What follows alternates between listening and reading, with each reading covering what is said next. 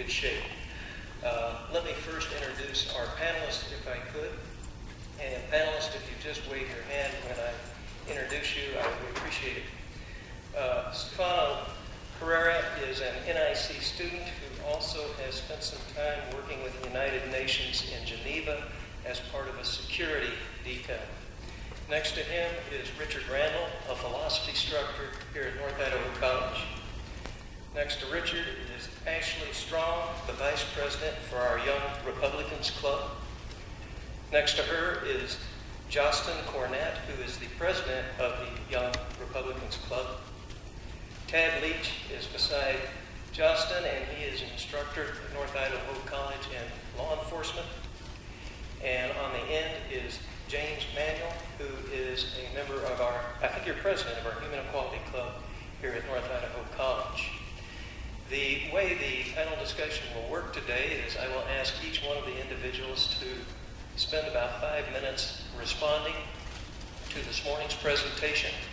And once they've completed that, we will open up to questions from the audience. So, Stefano, would you like to begin?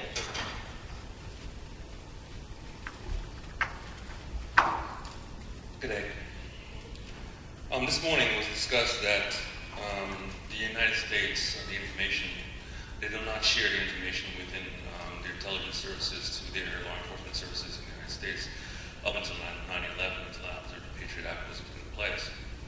One of the things is that the United States has a history of not listening to information as far as the government and law enforcement is concerned on a federal level, because they seem to think that since we are a world power, information coming in out of France, Italy, Germany, Switzerland, Israel,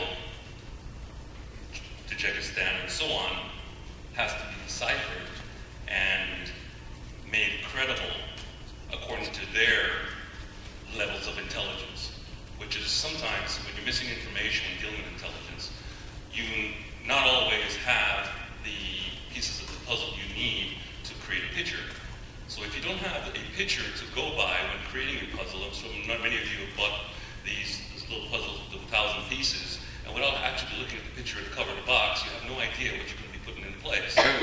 So with regard to what was said this morning about the sharing of information, if we can't share the information within the United States and law enforcement and intelligence agencies themselves, and the information that they actually get are sketchy at best, how could they possibly come up with a rule and regulation called the Patriot Act to then govern how information is transferred if the information that you're actually getting now today has nothing to do with what was originally sold to the American public as far as why this information is now being centralized within the U.S. government for fighting international terrorism. The other point made this morning was that Louis Freeh and at the same time Janet Reno were interviewed on a number of occasions dealing with the Patriot Act and how it could help law enforcement. I was in Switzerland at the time at the World Economic Forum, where Freeh and Janet Reno were giving a speech to a number of international ambassadors, ministers, and so on. World Economic Forum is a world economic affair. They talk about bettering the nation, bettering the world for the human being, including human rights cases and things like this, economics and so on. And they touch on a little bit of everything. Well, on the discussions of international terrorism, a lot of suggestions were made in that forum where our representatives from the United States did not take any of the information as being intelligent enough to pursue some sort of consideration for what they were trying to do here in the United States as far as combating terrorism. And when you sat there as also a U.S. citizen, you're listening to representatives of your nation telling 90% of the world that their information is not as good as ours, and at the same time, most of them have already came up with ways of dealing with international terrorism on their own soils, and we are not learning anything from them. We want to create the cake ourselves. I think it's more arrogance than anything else.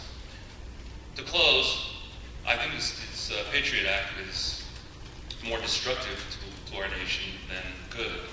I think it opens up the door for misuse of authority. The Big Brother Act taken to its extreme, although it gives some positive means to law enforcement, that's great, but at the end of the day, all it does is just squeeze some of the rights left in little bags right out onto the floor to be stepped on. As they say, foolish people or non-informed people can be easily controlled by U.S. government or by any government, and uneducated folk are harder to rule. So is it that we are taking away certain avenues of protest from us and making it illegal for us to communicate our discontent towards some of the rules and regulations that they're setting forth to govern us? Who knows?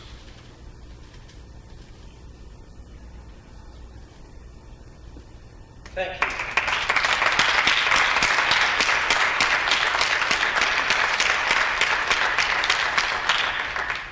Next, we'll hear from Richard Rand.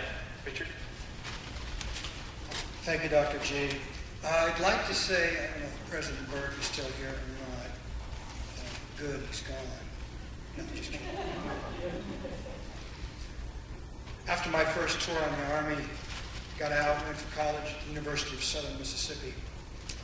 And the president of that college would go down during the demonstrations about everything from civil rights to Vietnam, and he would join the group that always seemed to be antagonizing and critical of the people who were holding the protest. It's a far cry from what we have here today, when we have people who are actually willing to hold an event and to hear different views. And I think that is by far and away the thing that universities and colleges are supposed to be doing. And I say a big attaboy to all of those who do that. This is my first year to be asked to do this. I stayed around long enough to where I'm bothered and long enough to be included, and I am appreciative of the opportunity. As a soldier for over 20 years, I was quite aware of something called operational security. You have a need to be secure. You owe that to the people who are your subordinates, and you also owe that to the people who gave you the particular mission that you happen to be on. And that really goes without saying. But you have to keep in mind that the desire and the need to be secure has to be balanced against the need to be secure in your own country. And that includes intrusions from an overzealous government. Right now, the Patriot Act gives extraordinary power to the government. And the great irony is that today's people on the far right spectrum of the political and moral spectrum, people who formerly complained about the government having too much power, have basically had a lot to do with giving extraordinary access to individuals in this country. Not only this country, I can't talk about the next one, but certainly, at least they're starting to listen. Hopefully they're starting to listen more to what people, like the former speaker had mentioned, in terms of security, in terms of actual threats. It should be remembered that there were people both in the FBI and the CIA who knew a hit was coming, and they weren't listened to. And that's not so much about, do we have the operational intelligence? It has more to do with a culture that doesn't want to hear from the people who are doing the actual work. In philosophy, we try to follow something called the principle of rational discussion. You trust what the other person is saying. You trust what they know, that they know what they're talking about. They know the facts, and they're telling you the truth. My problem with anything as far-reaching as the Patriot Act is that this particular administration, and probably the administration before that, has let us down enormously. I'm not sure that they really deserve all of the power that they have been given, considering what has happened with respect to going into foreign countries for wars, for their estimates on how these wars will be paid for, number of soldiers needed, the number of possible casualties. I really think, and I realize that this is away from this particular issue. The point is, the track record with respect to making estimates and being able to judge a very serious situation is deplorable. And I'll end right there. Thank you.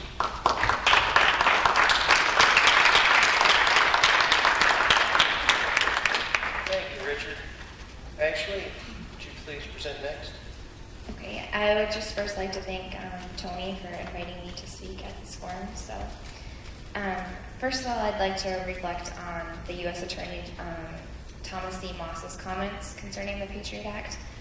I was impressed by his argument and defense that he had delivered. I agree with him that information is the key, and but it's just a matter of means that we achieve this information. I think that it's important that we understand that the turnover time and the time to report and exchange this information is crucial in solving a lot of issues that occur right now. But I also think it's important that we understand that we should not lower our standards of our basic freedoms.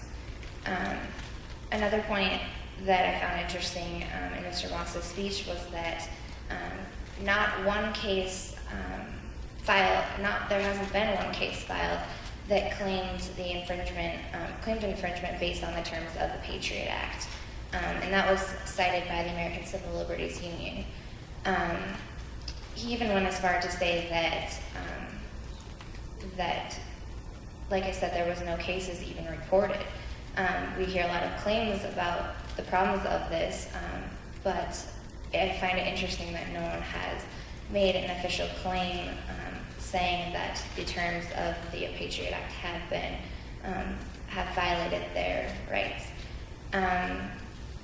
He did go on to say, however, that there is the potential of abuse, regardless of whether it's been occurring right now or not, which leads me to my next point, or reflection of Congressman Otter's speech. I agree with him that we must protect our God-given fundamental rights as outlined in the Constitution, and the right to privacy being obviously one of them that's detailed within the Fourth Amendment. I think that along with this, and I, along with the Congressman, agree that the gradual deterioration of our rights is occurring right now, and it's a step-by-step process that we must be careful of. He cited James Madison by saying gradual steps of erosion are the problem that no one goes unseen, I guess.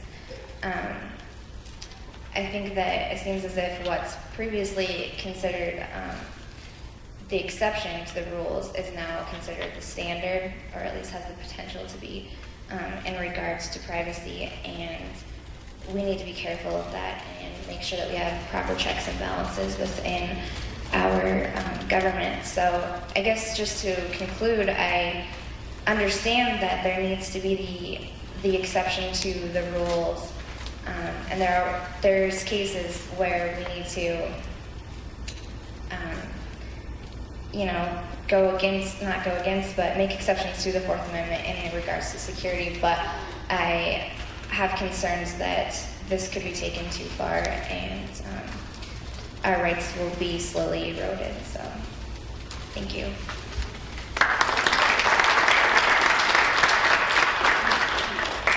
Thank you, Ashley. Justin? I'll just tell you a little bit about the way that I feel about things. I am someone who would rather be able to make decisions for myself and to have the least amount of authority over me telling me how to do something. And So my feelings before going into this forum and listening to the two people presenting their sides of this issue, I was more in line with Congressman Otter. And I was pretty impressed with the way that he articulated his point of view. And then when I listened to U.S. Attorney Thomas C. Moss also then articulate his point of view, I had some change of feelings in certain things. And some of the things that stood out to me was how he explained how the process that it took to investigate and to basically prosecute a criminal was to go through the rubble, sifting through the rubble after the effects of their crime or whatever had taken place. And what he said is that the process needs to be disrupted beforehand. And that was the new goal, was to be able to create a disruption in the process. And he talked about how information was key to that. And he basically explained that the purpose of the Patriot Act was to be able to create an ability for the government to be able to have the proper information to stop the process before it actually has taken place. And he gave a good example of that. He explained how the way that it used to be would be if there was a lead that a young man or whoever, a group of people were going to break into a warehouse, that what they do is they'd set up a group of people on a perimeter around it. They'd be prepared to get them. Once they had broken in and they had already begun the act, then they would go in and get them in the act. Whereas the process now is to stop them before they actually break into the warehouse. And I thought that was kind of interesting.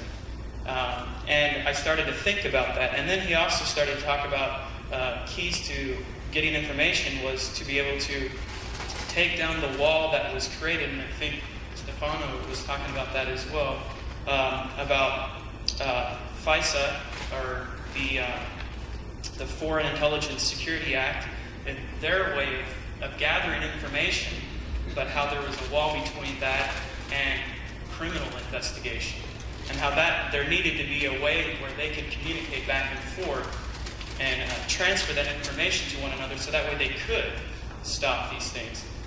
And once again, that was part of the Patriot Act. And with that came certain things like the delayed searches, and where it enables, if there is a reason or a cause that they feel is justifiable, they don't have to necessarily inform someone that they are going in and bugging a phone or computer or searching an individual's house or property. And I was very opposed to that before, and then the way that he explained it was that if you tell them that you're going in, then they have the opportunity, that time period, to be able to stop what they were engaged in. They have a chance to fix things and make it so that way that it, I guess, to eliminate the possibility of being caught in what they were doing. But that still, in my mind, I have the concern that it creates an open door for a slippery slope effect to take place. And I still hold firm with Congressman Otter in that I don't feel that we can jeopardize that kind of security or our freedoms for that kind of security. I don't feel that I am willing to give up that kind of freedom and that kind of privacy simply so that I can feel more secure. And so I agree with Congressman Otter that we need to look at the Patriot Act and revise it. And I agree with many of the points in the proposed SAFE Act. And so I think that it is important that we recognize a need for security, but also recognize a need for our private individual lives. So.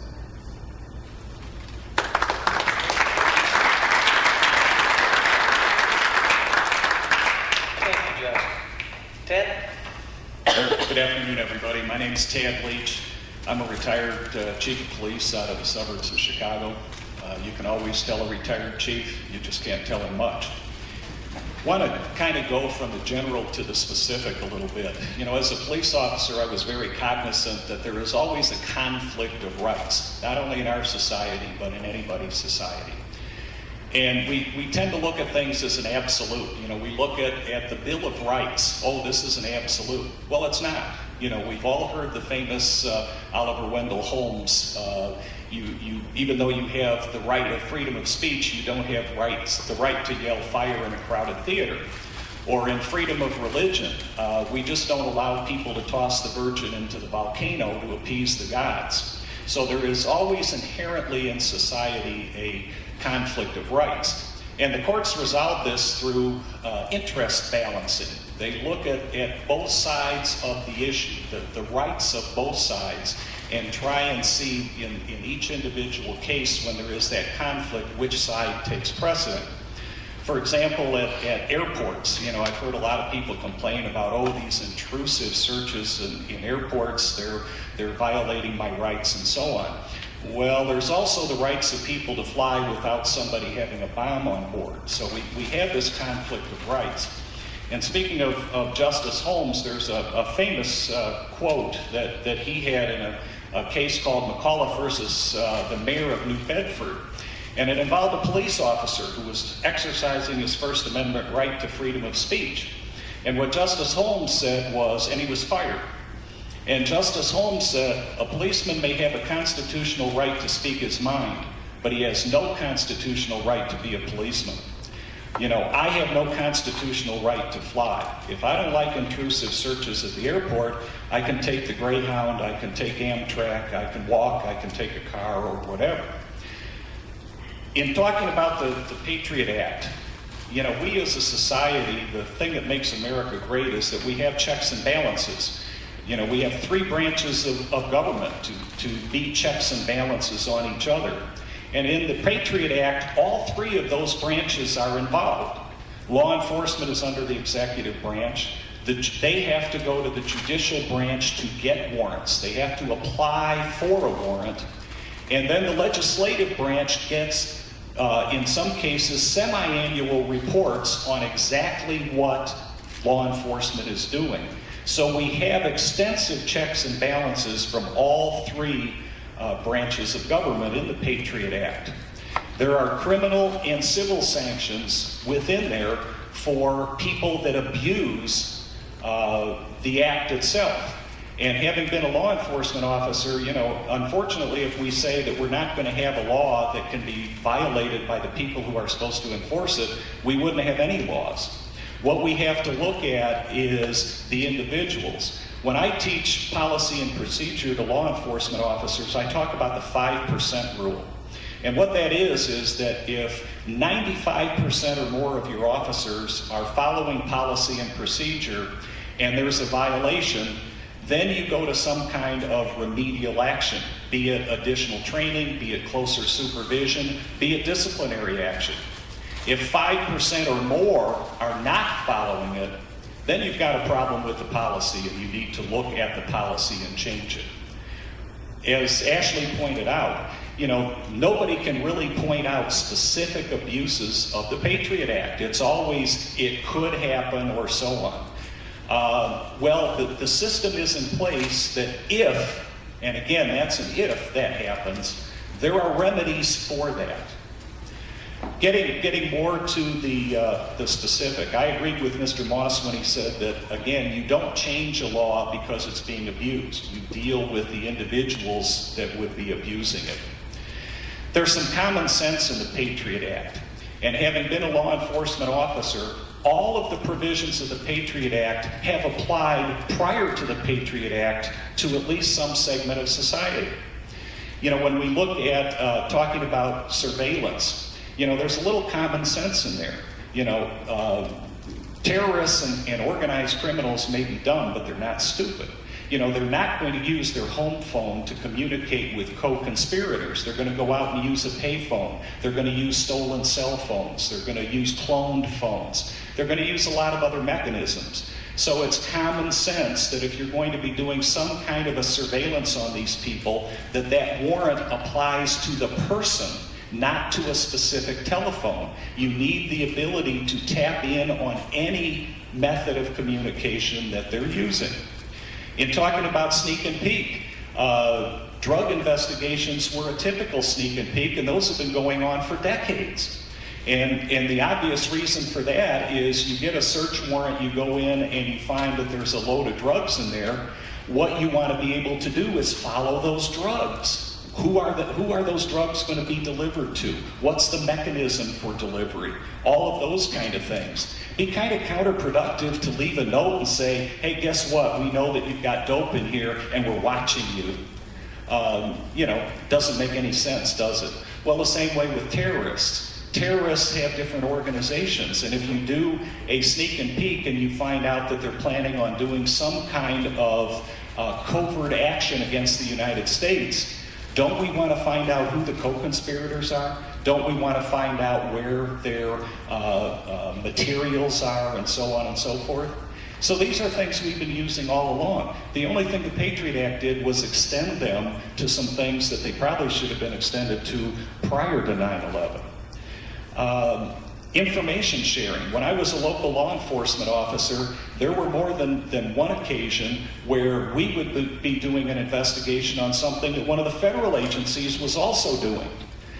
And, we wouldn't know about it because we couldn't share information. So we had all the wasted resources because you had sometimes 2 or 3 different agencies investigating the same situation and nobody knew about it. So information sharing, again, is a common sense. And I want to end with one specific. FISA, the Foreign Intelligence Surveillance Act. In the year 2000, prior to 9/11, there were a grand total of 1,012 applications for warrants. 1,012, that's all. In 2003, post 9/11, that had only gone up to 1,712. So, when you get these people that are, oh, this is a massive problem and so on, just ain't so.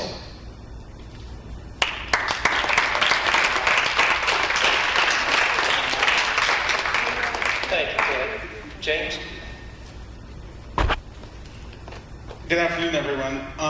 When talking about the defenses of the Patriot Act, all of your arguments still don't address that this act is unconstitutional. It violates our due processes that were set in place with the Constitution, as well as the right to privacy outlined in our Bill of Rights. And although there may have been no abuses taken place, the fact that there is an option to, that makes it illegal. We cannot trust someone with the power to have them control whether they decide to abuse it or not. That's not something that is a direction our country should be going. In working with human rights, you always try to progress and make sure that rights are equal for everyone, make sure that we're in a forward progression and with our Constitution. And this act sets us back with the rights and privacies of everyday students. And Fox News, our good friends there, they did a poll saying that 91% of Americans feel that the Patriot Act does not infringe on their civil liberties. But my response to that is, how would they know? There's so much secrecy to it, and so much expansion to what the government can view about you without you knowing that. How would they know? Some of the things that, to go into specifics, Section 215 modifies the rules on record searches. After the Patriot Act, third-party holders of your financial records, your library records, your travel, your video rental records, your phone, medical, church, synagogue, and mosque records can be searched without your knowledge or consent. And it's extended what can be searched and really reached into a lot of our private lives, and this is what makes it unconstitutional. We have the right to privacy. We have the right to due process. And the Fourth Amendment, along with Title III of the Amicus Crime Control and Safe Streets, Act of 1968, as well as the case law, provided that if the state wished to search you, it needed to show probable cause that the crime has been committed to obtain a warrant from a neutral judge. And this is not the case with the Patriot Act. Our privacy and due process have been taken away. What it does is they are able to get a warrant if they feel that it threatens national security in any way, even if you're not a suspect. And this extent of our privacy and our rights that are given to us through the Constitution, which is the supreme law, the law is not consistent with the Constitution. And fortunately, that Section 215 expires this year. And it's impossible to tell whether September 11th would have happened if measures such as 9/11 or such as the Patriot Act were implemented before. I would argue that September 11th changed the attitudes of the intelligence community, the attitudes of the police, and not necessarily the measures that were implemented afterwards. Both this administration and the previous one knew of the Al-Qaeda threat. They knew that there was an issue, yet they remained complacent. And after September 11th, our eyes are open and our attitudes changed. Now they're proactively seeking out terrorist groups, and we kind of passed the Patriot Act without even thinking if we just apply our procedures before, would it have stopped it? And we weren't complacent, and there was no option to do that. And so there's really no way of knowing whether this act actually would have stopped September 11th. And I think it was our attitudes that would have stopped it, whether we were more proactive in searching out and dealing with this threat instead of pushing it to the back. And in closing, I want to say that no law passed by the United States government, by Congress, because this law was passed by Congress, should be inconsistent with the Constitution. And that's what a lot of provisions in this act are, and that's why it should not be renewed.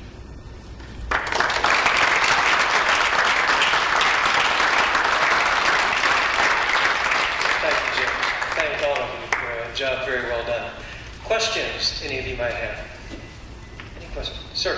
Just a curiosity question. This was outstanding speaker as Vice President and President of the Young Republicans Club. I flew to Idaho, but is there a Young Democrats Club in the state? Dr. G, would you repeat the question for the council? Yes. The question was, two of our panel members belong to North Idaho College's Young Republicans Club, and the question was, quite simply, is there a Young Democrats Club here in the state of Idaho? Yes, there are. There absolutely are. I think our Club for Progressive Change is affiliated with the Democratic Party here on campus, but they were not able to participate in this debate. They will be later this week. Later this week on some of the other topics. They're all of our own panels at some time. Does that answer your question? I can't speak for other institutions, but I think there probably are other institutions in the state as well. Endangered species. Other questions? That was a good one. Yes. Correction, Dave, but you said earlier that if they go and they say they're going to do a search, that it would disrupt, they wouldn't be doing their acts, and so it would be hard to catch them.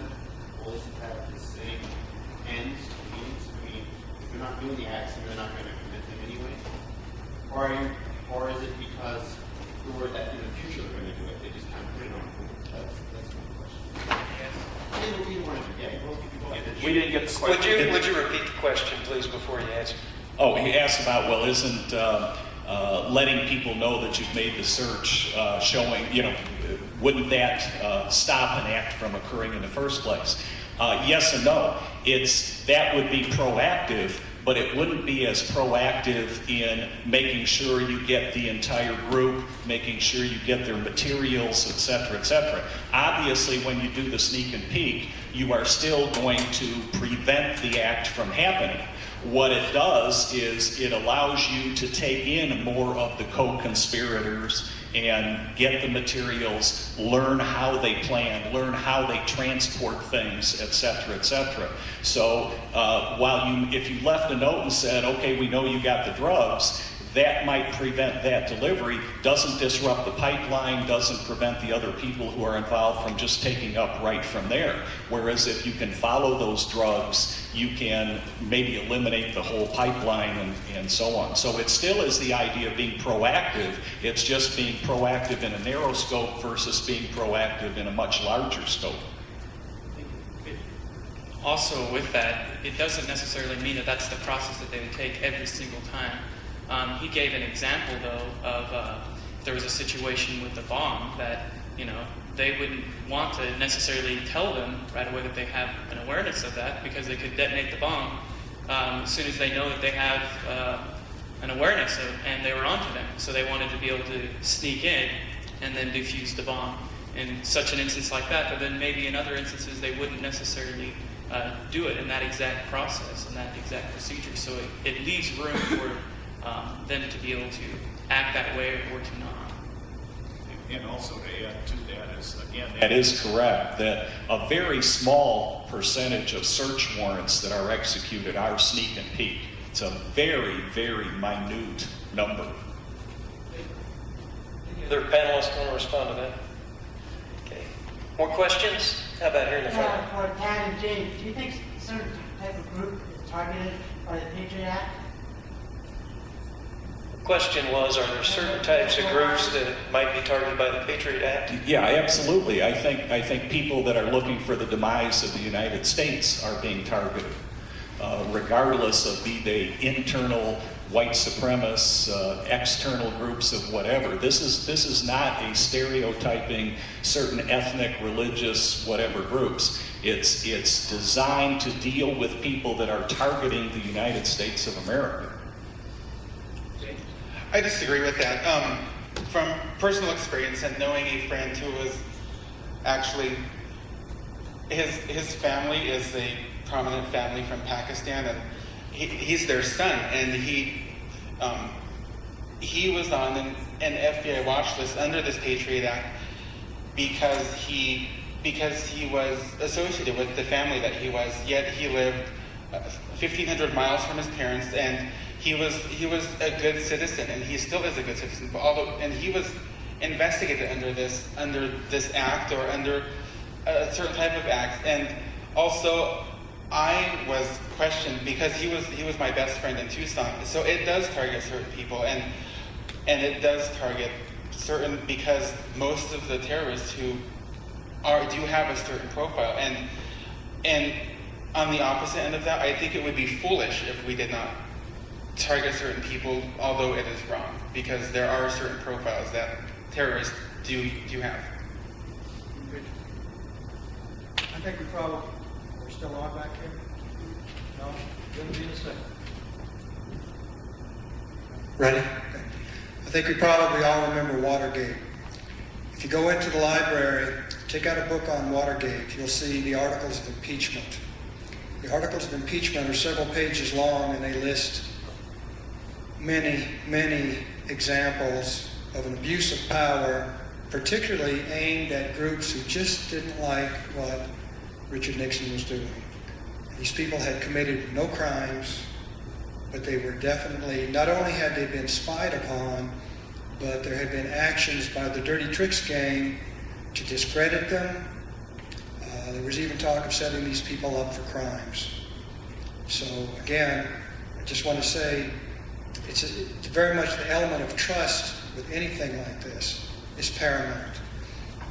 Justin was talking and reminded me of a saying that jurists have, and that is, hard cases make bad law. We've got a very overarching law now, which can certainly get into everyone's lives, and that's everyone, whether or not you really are meaning anything bad toward the country or not. I think it's gone a little too far. Thank you. I think what Richard said just shows that the system works. If there is an abuse, as there was in Watergate, people went to federal prison, and it caused the downfall of a president. So it shows that, again, you don't need to change the system. When there's a violation of trust within the system, you deal with the people that are violating it. You know, I had to be involved in the firing of several police officers because they were not professionals. You deal with the abusers. You don't change the law because somebody has abused the law. You deal with the abuser.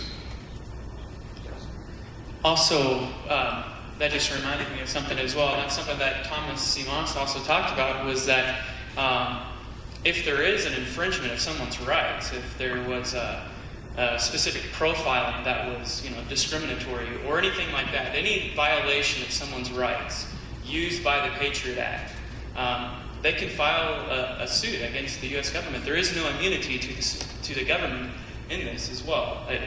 You can file a suit and have the government prosecuted for that, and you could receive, he said, a minimum of at least $10,000 plus your attorney fees. So I think that it needs to be recognized as well, as that there isn't an immunity to the government to just go out and act just because there is this Patriot Act. There is no immunity. To add to that, keep in mind that this Patriot Act didn't just come about from 9/11. It didn't come about in the year 2000. It actually started in planning stages in 1997 by Cheney. I'll just read through this a little bit here. A copy of this document, 156 pages long, not impossible to read in a short period of time. How much of the Congress given the review of the document? Actually, the Patriot Act was passed 26 October 2001. We find it provides sweeping changes to the United States codes. We have Title V through Title 50, enormous amount of documents for them to go through.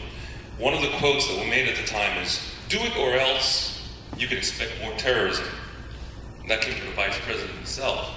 The other things that go along with this Patriot Act is that it is not that Cheney and company didn't know the bill was in the making years before 9/11. Remember the policy for the new American century? That came through. That was in Congress. Congressmen read that through. Politicians reviewed these documents. What was ever done with that, no one knows.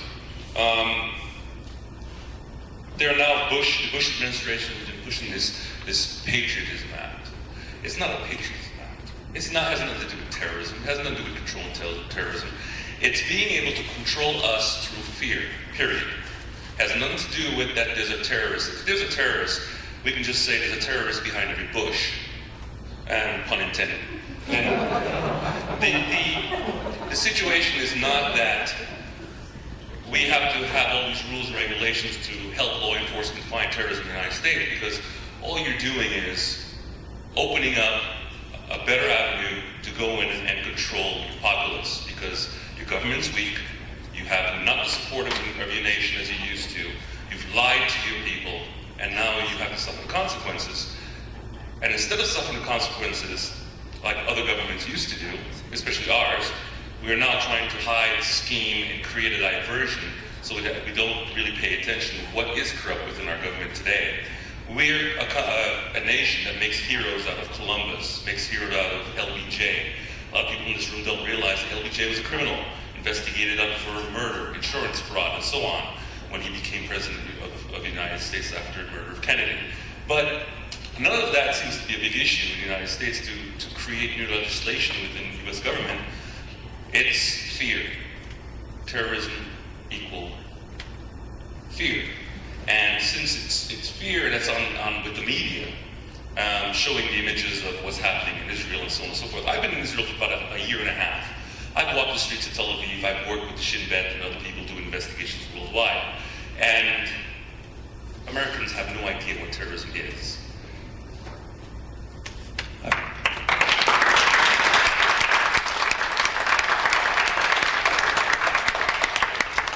Stefano and I had lunch together and started off on this discussion.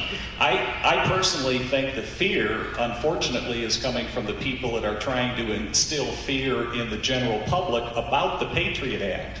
Oh, look at what it could do to you, and so on and so forth. I think that's where people are trying to generate the fear. You know, again, 1,700 applications for warrants. in a year when all of the things that are going on when we're looking for terrorists. Somehow I'm not afraid that the feds are going to get a warrant to look at what I take out in the library and so on and so forth. No lawsuits, et cetera, et cetera. Even the ACLU couldn't come up with an abuse of the Patriot Act. So I think the fear is that people are fear-mongering, trying to get the Patriot Act canceled. James said about, post 9/11, whether the Patriot Act would have done something. I think we forget about Moussaoui, the 20th hijacker. The FBI an agent had wanted to launch an investigation of Moussaoui because she had found out that he was taking flight lessons. And the FBI didn't have authority to follow through. There was no probable cause, just because he's a foreigner and just because the French said he's got terrorist connections, and they couldn't investigate him. The Maryland State Police stopped Mohammed Atta for a traffic violation. And if the Patriot Act had been in effect, or it wasn't in effect, if he had been entered by the feds in the system, they could have done something. That would have been possible under the Patriot Act. But since the Patriot Act was not in effect, even if the FBI was investigating him for planning those attacks, that state trooper would not have been able to have access to it. I don't want to continue to prolong this much longer, but I just wanted to say that I agree with some of the things that Stefano was saying about the Patriot Act, and we have to be concerned about how much we are yielding up when we're asking for security. But I don't think that we could really argue the point of the intentions of what the Patriot Act was. I don't think that we could say that the intentions of the Patriot Act was not to combat terrorism. I don't think that we can say that. I strongly believe that it was the intentions of the Patriot Act to be able to secure the nation, and I think that we need to come from that point of view, that it wasn't necessarily a conspired effort to be able to control the populace. I don't think that that was the intentions of it. But I do think that we have to be concerned that there are things within it that would permit intervention in private life by government that isn't necessary. So, when he was talking about firing a police officer because they violated, that they weren't upstanding people, that there's a difference with the Patriot Act, because I'm sure he probably fired them because they were infringing on people's rights, because they were not following due process, that sort of thing. What usually they do. But this act allows it. This act makes things like that okay, that under normal circumstances, police officers would get fired for. And that's why this act it's not good for the advancement of our Constitution and of our society as a whole. I'll tell you what, let's go on to another question, and then we may come back to this a little later. The gentleman in the dark shirt, yes, right there. Okay, most of the terrorist groups that we fear are from the Middle East, and they were funded extensively by the United States and trained by the CIA. How do you guys feel about passing laws against our old friends that we were helping defeat other people, but then we left them high and dry, and then they came back to attack us? Does that make sense? Before I repeat that question, I don't know if somebody's willing to take it on. Well, let me attempt to repeat your question, because, and please correct me if I'm wrong, but I was understanding you were saying that the people that the Patriot Act is allowing us to investigate used to be individuals primarily from the Middle East that we were paying to help do things for the United States. And help me out a little more, please. They were just trained and funded by the United States. Trained and funded by the United States, and now to fight, and now they're turning it against us. We have to protect ourselves with them. Okay, so now those skills are trying to be used against us, and the Patriot Act is part of that process. Is that correct? Yeah. Who wants to respond to that? I'll take it. Oh, go ahead, Richard. Richard, do you want to? I think there are a couple of other people here who could add to this, but you have to remember the context. Osama bin Laden was helping run the resistance of the Afghanistan people against the Soviet Union and their invasion. So it was certainly in our best interest to make sure that failed, and it did. I suspect what we had not counted on was the fact that bin Laden and others were a party to a very extreme form of Islam, and they saw what we are doing in the world, particularly through economics, as being very detrimental not only to their religion, but to their entire culture. There is some truth in that. It doesn't give any justification for flying airplanes and murdering people. I'm not saying that at all. But I would just say, please remember the context in which those people were supported. And the best thing we could do is open our minds and start reading something besides the Wall Street Journal. I think everybody's heard the old adage about politics make strange bedfellows. You know, the United States in the past, this isn't anything new. John Kennedy and the United States government supported Fidel Castro to overthrow Batista in Cuba.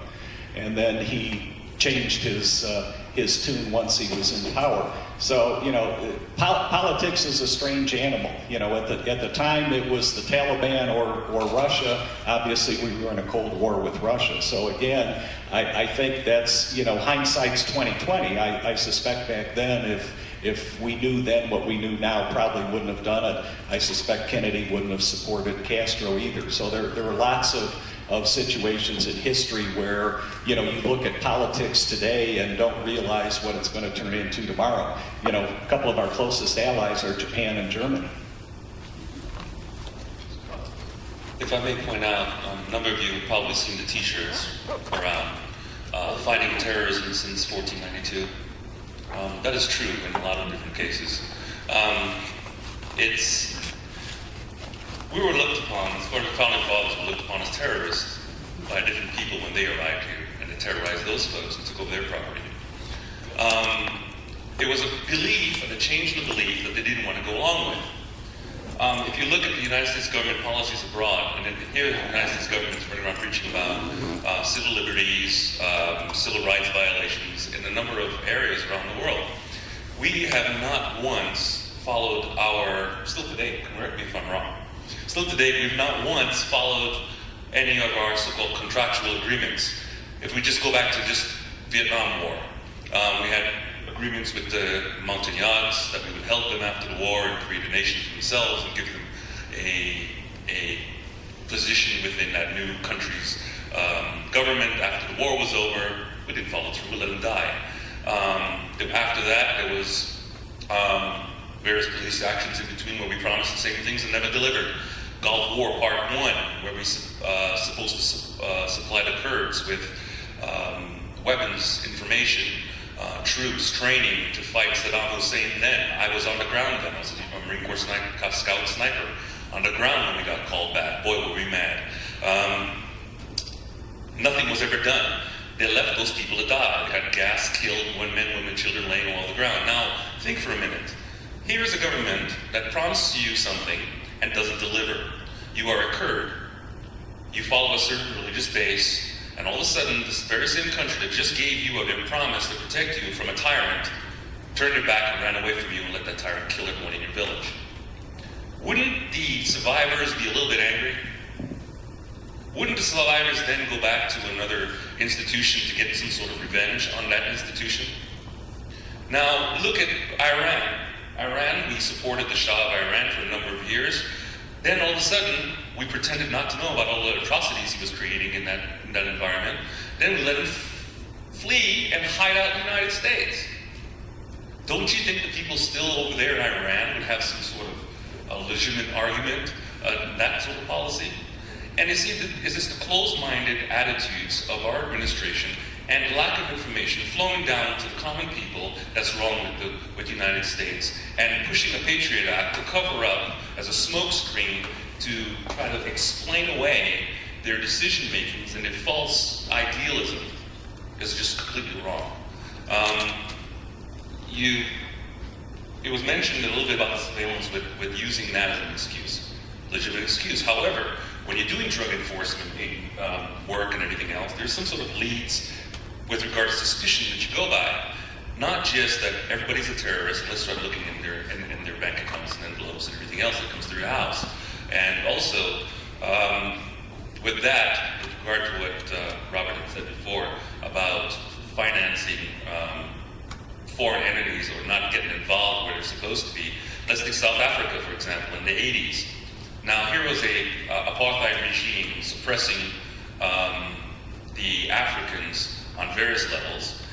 Angola, our old buddy Gaddafi, and a number of nations sent actual troops over there to fight the South Africans to help relieve the apartheid regime, to save them from the apartheid regime. You had also Castro, who was also sending troops, training, and advisors, including the Russians were sending trainings and advisors over that region to help fight the South Africans from the suppression of these people. The United States never once raised their finger and sent any advisors, troops, or any other thing over there to help them. But attacked Gaddafi when he tried to send weapons over there. They bombed certain areas that they thought was terrorism. They considered it terrorism because at the time, the apartheid regime was actually pumping a lot of money into corporate America. Other questions? Yes, back there in the brown shirt. I don't know your name, but the old police officer.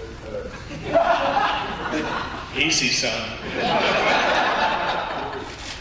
Please, your question. I was just, as you was talking about, the government and the past history of what's happened in our country, and you were talking about how about the whole check-in and spying thing, about like watching people and going through their stuff. You said like it's hardly used, and like I was thinking about history. Isn't that like the same thing? Like it's just like we're going through and we're hoping that we find terrorists and we're pointing at them saying that's a terrorist, like that's what it's going to be. It was like the same thing that McCarthy did with communists, and it just came back to bite America in the butt because we gave America so much power in the government, and like it seems that we're doing the same thing here blindly, and you don't know what's going to happen, but if we go against it, it's non-American, and that's what this law does.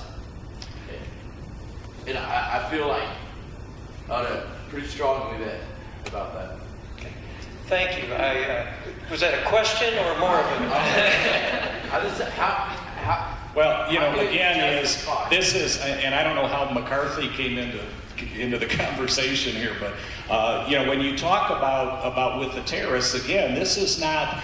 There were 1,700 applications for warrants. Okay, so this is not, there are not that many students at North Idaho College. This is throughout the United States. To get that warrant, they have to appear in front of a federal judge and explain to the judge why they want that search warrant.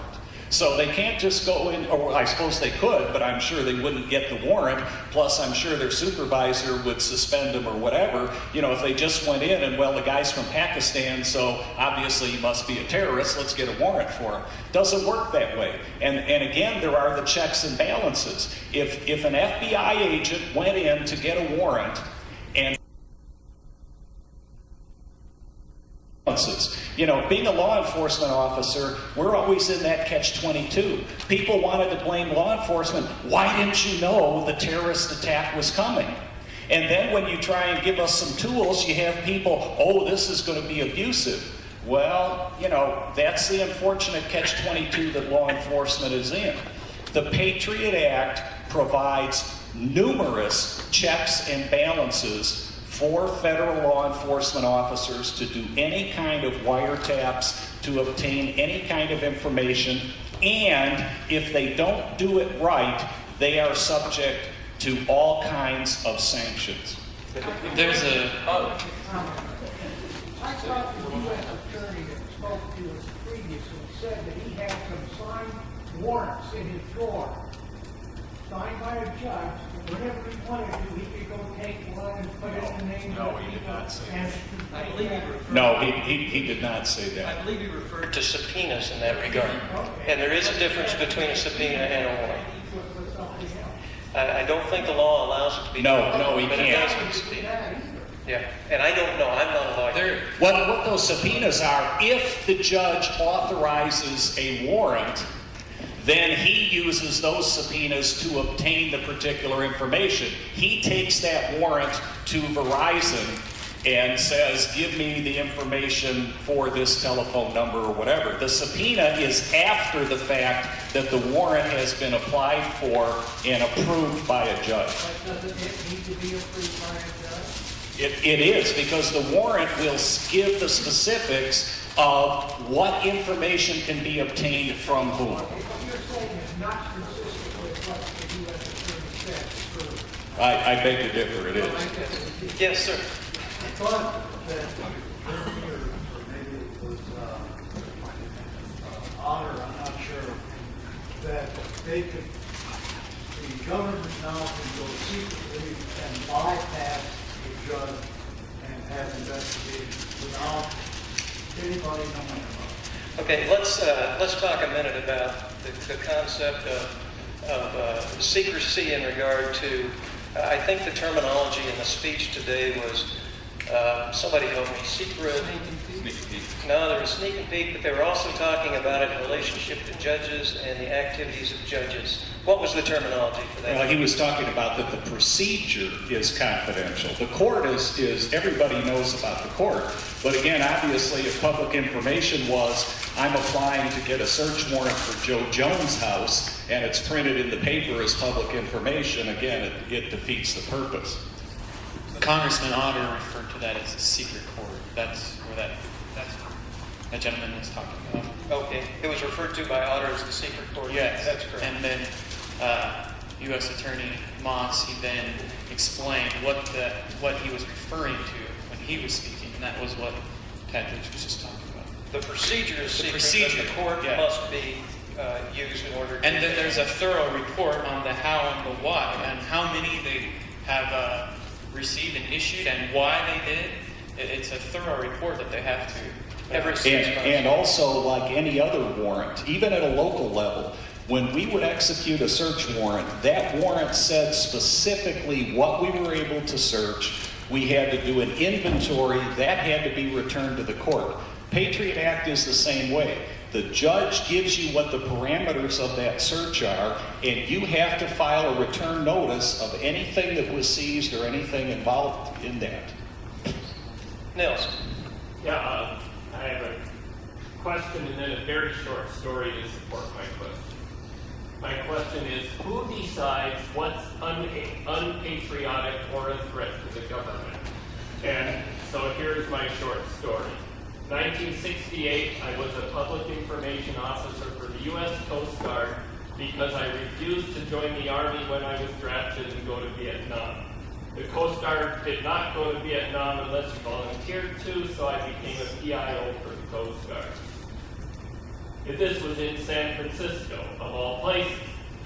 And in San Francisco was an underground newspaper called the San Francisco Bay Guardian, which was against the war in Vietnam.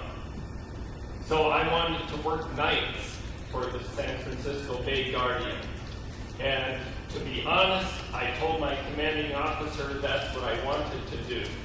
He told me, fine, but if you do that, your name will go on the watch list forever for being a threat to the government. So, who decides what's a threat to the government and what's unpatriotic? So the question is, who decides what's a threat to the government and what's unpatriotic? Stefano, you want to take a shot at that one? Sure. According to the Patriot Act documents, who's ever ruling the United States government will decide that. Oh, great. The obvious answer, because if you look at the Patriot Act, there are several sections that give definitions. It's then up to it's like the officer on the street establishing probable cause for a search warrant, be it drugs, stolen property, or whatever. You make your case and you go in front of that judge. The judge has to determine whether that meets the criteria of the law. That's the checks and balances. That's what the judge's job is for. And the right of appeal. So it's not only that individual judge, but it goes up that chain, and potentially it goes all the way up to the Supreme Court. So in your situation, Nils, or in anybody else's, we have remedies as citizens of the United States. If we think that somebody has been abusive of their power, we can remedy that through the court system. That's what makes us different than the Taliban and some of the other people that we're dealing with. So who determines it? Somebody starts the process, but it is a process where other people are looking at the definitions and saying, does this in fact meet it or not? And if it doesn't, then they should deny that application. And again, if they do, and there's an issue, it can be appealed all the way up to the United States Supreme Court. I would like to add to that, finally speaking. I appreciate your concern for what you felt as someone considering you to be unpatriotic, but you have to consider, in regards to the Patriot Act, there's not been one complaint against this. Why? I mean, I'm not saying that there's not been abuse, and I agree with Congressman Otter that there shouldn't be a law that allows this abuse. I agree with that. But you must consider the fact that not one person has filed a lawsuit against this. I mean, there's been 3 major lawsuits against this, but they haven't filed, individual has not noted any specific case in which they've been obstructed by the Patriot Act that's gone to court. Why? I mean, that's what America's about. We the people, you have to take action into your own hands. So. Oh, okay. Do I have your note? Yeah, then we're going to go on to more questions. Okay. Part of being an American is not being watched to begin with. I think that's part of what the real freedom is. It's important to have recourse, but it's even more important that you enjoy your freedom of association, privacy, unless there's a real good reason for these warrants to be issued. And I'm for that. I mean, this is sort of a midway position, but let's not forget what the primary freedom is. It is freedom to live your life. And quoting Justice Holmes, your freedom ends where my nose begins. And that's what I had to say. The individual in the black shirt, Adidas shirt. My question is, according to the Patriot Act, can you tell me if it's required for any government agency that they must have an arrest warrant, they must have a warrant to search a seizure, they must have a warrant to do any act that invades our privacy? And how does that affect the rights that we are given according to the Bill of Rights? Question is, does the Patriot Act require some type of a judicial process or warrant prior to anyone's rights or privacy being invaded? The quick answer is yes. And again, back to the conflict of rights. As a police officer, I always found it interesting that usually the person that talked most about their own rights was the person that abused others the most. The person that stole the auto and I was picking on him.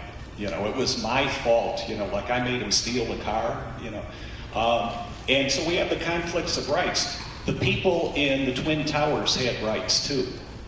And again, that's back to that balancing, interest balancing that the courts need to look at. We all have our rights, and there's no disagreement, I think, with anybody on the panel here of the ultimate goal. It's just how we get there. And so we need, when we look at this about the rights issue, is we got to have that balancing in there.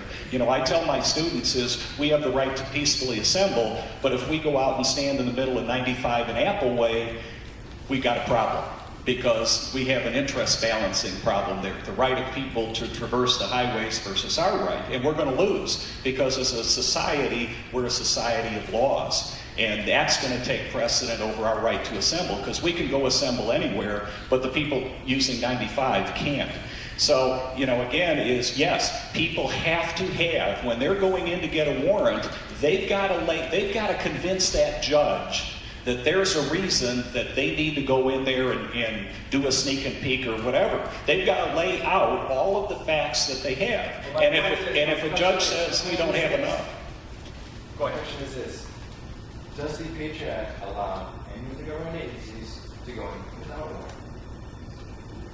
And how does that affect our rights? I believe I believe there is an emergency exception that if you do that, then, and again, think of that, the process, even a law enforcement officer on the street. I've kicked a door in without a warrant because of exigent circumstances. If there's somebody in that house that's laying there having a heart attack, and I say, "Oh, listen, I don't have a warrant for this house, so I'll go and spend the 6 hours to get the warrant." And the lady that's having a heart attack, well, at least I got the warrant. There have always been exigent circumstances. I don't think you would want the FBI, if they had credible information that a terrorist organization was going to set off a dirty bomb at noon, and they found it out at 11 o'clock, I don't think you would want the FBI to go, "Listen, let's start checking with the judges so we can get a warrant that'll arrive at 4 o'clock and we can go in that building and disarm the bomb that went off 4 hours previously." So there are some exigent circumstances, but again if you do it, you are subject to review by the courts, by the legislative body, and so on. You can't just do it and hide it. If you have done that, you then have to immediately afterwards go to a judge and explain why it was exigent circumstances. If that's the case, then why is it that there's still been not a single bit of proof that there was weapons of mass destruction in Iraq? And yet our president, the one who's supposed to uphold our laws and set up laws, has not provided any information as to why he went to kill, murdered more than 1,000 people. The issue of weapons of mass destruction in Iraq would be another great topic, but I don't think that's where we are today on this one. Stefano, you had a response on these questions. Response to that as well, as far as law enforcement and what rules and regulations have to follow to go in. I'll just read this here. The insurrection statutes, Title 10 United States Code, Sections 331 and 334, known as the insurrection statutes, authorizes the president to seek military assistance to support civilian law enforcement authorities when confronted with a rebellion, unlawful obstruction, combination of assemblage, which makes law enforcement duly constituted civilian authorities impracticable. If the president found it necessary to employ the military domestic situation involving terrorism or WMD, evoking president may request a state legislature or governor with the legislature cannot be convened, and so on and so forth. And it goes on about that sort of thing. So in other words, basically, if the local government feels threatened, we're not talking about facts here, we're talking about feelings.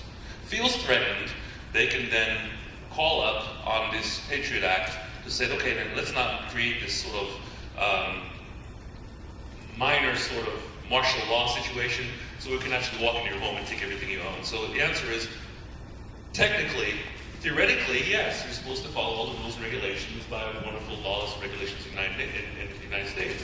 However, whenever we ever follow those rules behind the scenes, and who has actually gone behind the scenes, seen Lewis with a big microphone, like I've said before, and actually seen what actually goes on behind the scenes? Only those in the intelligence departments. I would like to comment on that as well. I recognize the fact that there's a very large discrepancy between who is the one to judge whether or not it's what's a terrorist act or who's a terrorist. I recognize that discrepancy, and I recognize that that exception can be very dangerous. But I ask you a question. Do you propose it be black and white with no exception? Can you honestly say that this is a black and white issue? I can. The thing is that in many countries around the world who've been dealing with terrorism, with civilizations a lot older than ours, they've experienced their levels of terrorism as well. We chose not to learn from them, however, to just disregard them totally and create our own invention of how to combat terrorism. When the Israelis had offered the United States to train, this is just one example of many, to train their, what is called the TSA, Transportation Security Administration, to teach them how to do the proper profiling and proper scenarios of dealing with screening potential terrorists and potential threats. The United States said that it was unconstitutional, the manner in which to do that sort of thing. But it's effective, and it has nothing to do with, and I know very well because we've been trained to use it, and I work with a number of companies overseas. And I've worked with the ELL guys many times, and the system works. And it has nothing to do with violations of civil rights. It has nothing to do with profiling as far as our definition of profiling. Their definition of profiling has nothing to do with racism, other than just profiling, period, based on the questions that they ask on 4 different stages. How many of you have ever traveled to Israel? I don't know, but before you get into the plane, you're questioned. When you get in the plane and you fit a certain, some of the questions that you were asked weren't answered as far as what a non-threat would answer. You ask the questions again before coming down the stairs, before getting into the bus, while you're in the terminal, before leaving the terminal. And at the end of the day, they have a complete profile on you. Not profiling as an American definition as you're wearing a turban, must be terrorist. The gentleman over here in the gray shirt, please. Yeah, the far one. There's been a lot of talk about warrants and reasonable suspicion, but I mean, it's my understanding that the intelligence agencies have always been able to carry out surveillance. And the big difference is that that information was never admissible in court. And now, with the Patriot Act, the sort of level of judgment of whether something is worthy of getting a warrant is down to the point where, basically you say they're a terrorist, okay, here's your warrant. And to me, I think that's the real issue. And since the intelligence agencies have been able to do this, there's been a lot of cases brought to court against those terrorist cells. And as far as I'm aware, there hasn't been any really substantial convictions of anyone. There's been a lot of cases with really flimsy evidence that have come before the courts, and they've all struck them down. So I was just wondering if you respond. To clarify what you're talking about, so everyone else knows, previous to the Patriot Act, there was the roving wiretap, and they had 2 exceptions that they could use that with. The Patriot Act only expanded that with one more reason, which is a terrorist. And that's what you're referring to. But yes, this has occurred way before the Patriot Act was installed. The Patriot Act only expanded it to a 3rd term, which is the terrorist involvement. Did that answer your question, or? Yeah, I guess so. James, you want to comment? Yeah, I want to comment to that. It goes back to being a terrorist and being a suspect of a terrorist. It can be it can be broad. For example, I could be labeled as a terrorist. I recently did a research paper on Muslim history, and I checked out 3 books from the library. 2 of them had Islam, and one of them was a jihad book. To get more clear, it's not about war. And also, I was looking up jihad websites online to research this, as well as Muslim history websites. So, under the Patriot Act, I could be put under surveillance. I could be put under surveillance, and there's no other reason. Especially, say, I took flying lessons because it's something I want to do. I would be labeled a terrorist. Or a potential terrorist, and that is wrong because there was no other things I have done except take an interest in religion, as well as take flying lessons, because he was talking about Musawi taking flying lessons, and that was their probable cause. That's wrong. I'd just like to is, that's not the case, because specifically, and I had it marked in here, in the Patriot Act, it specifically excludes somebody exercising their First Amendment rights. So what you look up on the website and so on and so forth is specifically excluded from what can be used to get a warrant reference terrorism. Okay, so I mean, if that was the case, that everybody that looked up a website about weapons of mass destruction or something else, you'd have about 50 million warrants, not 1,000. So, if you look in the definition of the Patriot Act, and I encourage you to look at the specific law, and when you look at the definitions, you will clearly see that I don't think anybody in this room would come remotely close to being classified in that direction. Ted, help me understand that a little better. The looking things up would not justify the warrant. If there were other items that justified the warrant, then a review of what a person is studying might be part of that warrant. That's right. It's the flip side of the coin. If you have some reason other than that to suspect somebody of terrorism, then that might allow you to get a warrant to look further and to try and get additional information. And I'm not familiar with the Act, so I've got to take your word on that, Ted. The gentleman there in the cap. Okay, yes, no question. You said that no one's filed a suit because of their civil liberties being violated. Also, earlier, you said that there's a secret court issuing the warrant. So, if I, for instance, were being investigated, I wouldn't even know it. So how could I file a civil liberties? You see what I'm saying? How can I file a suit if I don't even know I'm being observed? Okay, Well, the question. to answer that, I can't say yes or no because you asked how. But Well, yes. I mean, is that possibly one of the reasons there hasn't been a suit brought up? Well, let me reword the question or restate the question. The question is, secret courts are issuing the warrants. I don't know a warrant is being issued on me. Therefore, how can I file litigation in relationship to it happening? Is that correct? All right, who wants to field that one? It's delayed notification. It is not the fact that you will never find out about it. It's that there is a built-in delay to allow the investigation to conclude to a certain point. And it's not a secret court. It's keeping the case out of the public eye and information, and having that information out there to where it can be get to obviously the individuals where they can change. Providing that the secret court members involved have ethics and moral principles to follow the rules and regulations they're supposed to follow. and let's also understand this isn't a secret court. We've clarified that part. It's the secret procedures. I'm going to do one more question. I commented that we'd be finished at 2:30. The gentleman in the blue shirt right there. Several times the panel has mentioned that one of the important checks and balances is the right to sue the U.S. government. And I'm just wondering, Mr. Manuel, if he was investigated inappropriately and he did abuse his civil rights. They put video cameras, they checked his trash, they checked all this stuff.